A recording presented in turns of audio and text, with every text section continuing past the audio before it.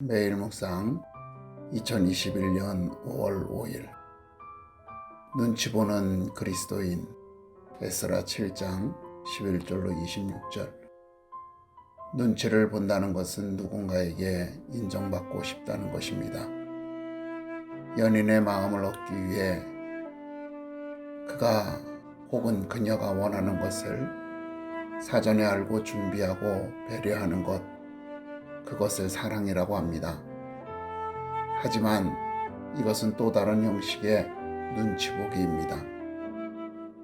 직장에서 상사가 맡긴 일을 완벽하게 수행하려고 하는 것도 상사에게 인정받고 싶기 때문입니다. 그래서 상사가 어떤 형태의 보고서를 원하는지 알아보고 그에 맞추어 보고서를 작성하고 일을 처리하는 것입니다. 이처럼 눈치를 본다는 것은 삶에서 자기 자리를 확고히 하기 위한 생존의 수단인 것입니다. 요셉은 보디발의 노예로 팔려갔습니다. 그는 노예로서 주인에게 충성을 다해야 했습니다. 이는 주인의 마음을 읽고 주인이 원하는 것을 원하는 때에 제공해 주어야 한다는 것입니다. 그런 그에게 보디발의 아내는 유혹의 손길을 내밀었습니다. 하지만 요셉은 하나님의 백성으로서 자기의 주인인 보디발을 배신할 수 없었습니다. 즉, 하나님과 보디발의 마음을 살피고 행동한 것입니다. 속된 말로 보디발 아내의 눈치가 아닌 하나님과 보디발의 눈치를 본 것입니다. 이를 통해 하나님께서는 요셉이 바로 왕에게 가까이 가고 훗날 총리가 될 수 있도록 길을 예비하셨던 것입니다.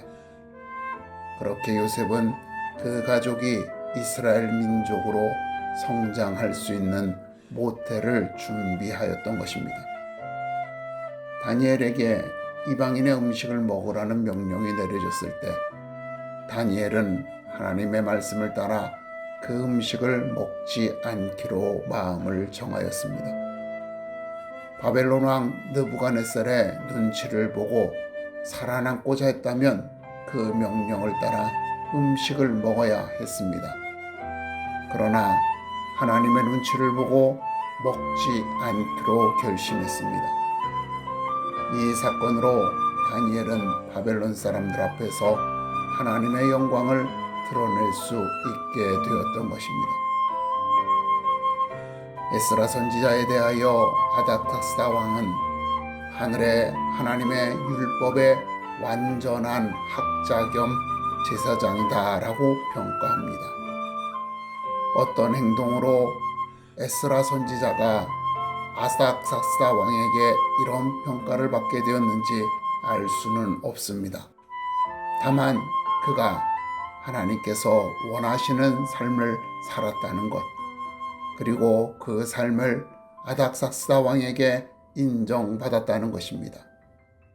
그리하여 에스라 선지자는 자신만이 아니라 히브리 사람들과 함께 예루살렘으로 돌아갈 수 있도록 허락을 받았습니다. 또 그에 필요한 모든 것들을 제공받을 수 있는 권한을 왕으로부터 수여받게 되었던 것입니다. 이처럼 그리스도인은 하나님의 눈치를 보는 사람이 되어야 합니다. 하나님께 인정을 받기 위해서 하나님께서 원하시는 것이 무엇인지, 언제 그것을 해야 하는지 항상 하나님의 눈치를 보는 사람이 되어야 합니다. 그것이 성경이 말하는 절제입니다. 예수님께서 기름을 준비한 처녀와 기름을 준비하지 않은 처녀들의 결말을 통하여 우리들에게 가르치신 것이 바로 그리스도인은 항상 준비하고 있어야 한다는 것입니다.